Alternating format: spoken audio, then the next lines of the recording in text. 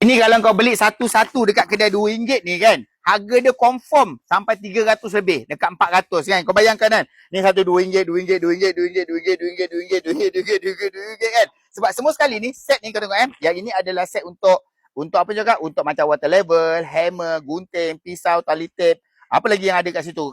Penyepit dia, ada juga dia punya apa? Dia punya, Allahu Akbar, nama dia ni.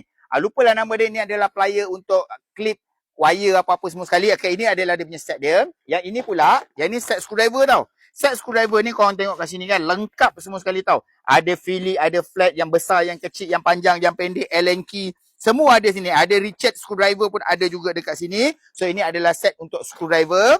Yang ini adalah untuk set spanner. Ini adalah untuk combination spanner lah. Maksudnya spanner biasa. Dia ada long nose, ada plier, dah berterabur sikit dah ni. Ada adjustable, ada cutter. Kalau untuk spanner biasa ni, dia daripada saiz nombor 8 sampai nombor 17. Okey, ini adalah untuk set spanner. Yang ini, set toolbox dia. Korang tengok kat sini. Ni, set toolbox dia memang lengkap. Okey, dia ada apa tau? Dia ada Richard. Richard dia bagi dua lagi. Richard dia bagi dua. Lepas tu T-sliding, extension dia, socket box besar, socket box kecil. So, untuk socket box yang kecil ni, dia bermula daripada saiz nombor 7 sampailah saiz berapa ni? Sampai saiz nombor 20. Yang ini, korang takkan percaya kalau aku cakap harga dia, okay, kalau kau gabung ni lebih murah daripada kedai RM2.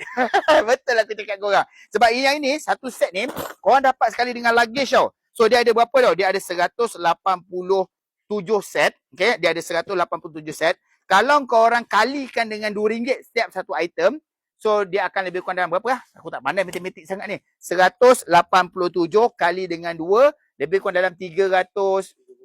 324 dia.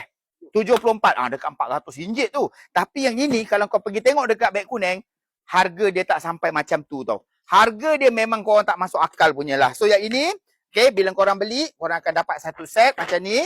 Okay, siap dengan luggage semua sekali. Mana kau nak dapat satu set dengan luggage macam ni. Letak, lockkan dia punya cover dia supaya dia tak jatuh.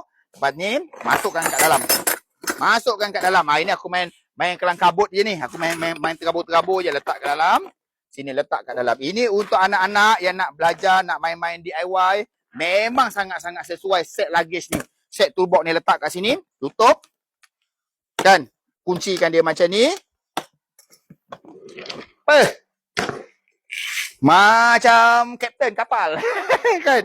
So, nampak macam profesional tau. So, jadinya yang ini, aku sangat-sangat recommend dekat korang lah. Kau pergi dekat beg kuning, korang tengok berapa harga dia ni. Memang betul-betul murah. Memang betul-betul berbaloi lah untuk korang grab satu. So, yang ini, set toolbox dia ni. So, kalau korang tanya saya, bang, yang ini profesional pakai ke? Nama je dia tulis sini profesional. Tapi ini untuk orang DIY. Kalau profesional, takkanlah dapat dengan harga yang macam ni. Kalau profesional, satu set macam ni, confirm RM1,000 punya. Okay? So, yang ini adalah untuk set DIY. So, kalau tanya tentang kualiti dia, saya boleh katakan kualiti dia adalah kualiti yang medium lah. Bukan high spec punya lah. Bukan macam jenama yang mahal-mahal tu lah. Tapi untuk orang nak DIY, anak-anak nak belajar, ini terbaik. Okay? Sangat-sangat murah, sangat-sangat berbaloi lah satu set korang boleh dapat. Okay? Aku tinggalkan ini kat dalam beg kuning. Kau pergi tengok kat dalam beg kuning. Aku tinggalkan. Okay? Assalamualaikum.